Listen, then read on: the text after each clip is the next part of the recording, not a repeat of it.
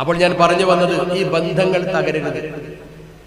ഇത് തകർക്കണമെന്ന് ആഗ്രഹിക്കുന്ന ചില ആളുകൾ പത്രമാധ്യമങ്ങളുടെയും അതുപോലെ തന്നെ ചാനൽ പ്രവർത്തനത്തിലൂടെയും ഒക്കെ ഒളിഞ്ഞും തെളിഞ്ഞു നിൽക്കുന്നത്, അവരിതിങ്ങനെ ഇഷ്യൂ ആക്കുന്നത് അവർക്ക് ചില താല്പര്യമുണ്ട്. ആ താല്പര്യത്തിൽ നമ്മൾ വീണു പോകരുത്. നമ്മൾ നമ്മുടെ ആ പരമ്പരാഗത രീതിയിൽ മുന്നോട്ട് പോകാം. ഈ എതിർപ്പുകളൊക്കെ അവഗണിക്കുക. നമ്മുടെ നേതൃത്വം എന്ത് പറയുന്നോ അതനുസരിച്ച് നിൽക്കുക. സമസ്തക്കും ശക്തി പകരുക, മുസ്ലിം ലീഗിനും ശക്തി പകരുക. രണ്ടും ഒരുമിച്ച് ചേർത്ത് പഠിക്കുന്ന ഒരുപാട് ആളുകളുണ്ട്. എന്നാൽ രണ്ടിലും വ്യത്യസ്ത ആൾക്കാരുണ്ടാവും. അവരങ്ങനെയും ചെയ്തോട്ടെ. മതസംഘടന വേറെയാണ്, രാഷ്ട്രീയ സംഘടന വേറെയാണ്. രണ്ടിനും രണ്ട് വഴിയാണ്, രണ്ടിനും രണ്ട് ഭരണഘടനയാണ്, രണ്ടും സ്വതന്ത്ര സംഘടനകളാണ്, രണ്ടും ഒന്നല്ല. പക്ഷേ രണ്ടും തമ്മിൽ ബന്ധമുണ്ട്. എങ്ങനെ?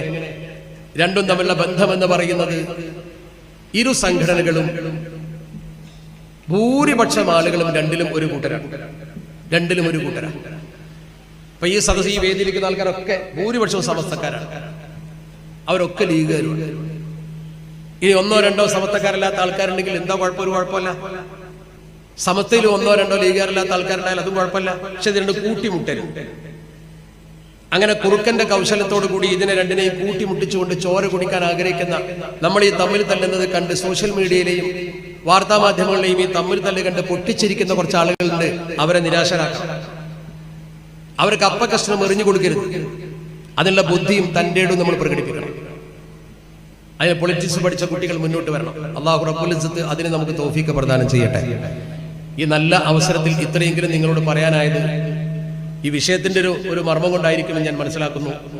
ശാരീരിക പ്രയാസമുണ്ട്. ഇൻഷാ അല്ലാഹ് മറ്റവസരത്തിൽ ഇനി നമുക്ക് തുടരാം. അർഹമുർ-റഹീമായ തമ്പുരാൻ ഈ മഹത്തായ സംഗമം ഒരു സൽക്രമമായി നമ്മൾ ഇന്ന് കബൂൽ ചെയ്യട്ടെ.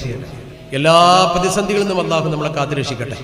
പ്രത്യേകിച്ച് അല്ലാഹുവെ, പലസ്തീനിൽ ദുരിതമനുഭവിക്കുന്ന സാധുക്കൾക്ക് നിന്റെ മഹദ് ഫദ്ൽ കൊണ്ട് നീ സുരക്ഷ പ്രദാനം ചെയ്യണേ തമ്പുരാൻ. അവർക്ക് വേണ്ടി ഐക്യദാർഢ്യ റാലി കോഴിക്കോട്ട് നടക്കുന്നുണ്ട്. ആ ഐക്യദാർഢ്യ റാലിയിൽ നിങ്ങൾ കണ്ണിയായി ചേർന്നുകൊണ്ട് ഈ ജനശക്തി ആരവം ലോകത്ത് അറിയിക്കണം. നമുക്ക് ചെയ്യാൻ പറ്റുന്ന ഏറ്റവും വലിയ കാര്യം അതാണ്. മർദ്ദിതരുടെ കൂടെ ലോകമുണ്ടെന്ന് തെളിയിക്കണം. അർഹമുർ-റഹീമായ തമ്പുരാൻ ഈ നാട്ടിൽ ദീനിനും ഈ പ്രസ്ഥാനത്തിനും പൂർവ്വകാലത്ത് കഠിന പരിശ്രമം നടത്തിയ എല്ലാവർക്കും, മരണപ്പെട്ടു പോയവർക്ക് മഗ്ഫിറത്തും, ജീവിച്ചിരിക്കുന്നവർക്ക് ദീർഘായുസ്സും ആഫിയത്തും നൽകട്ടെ.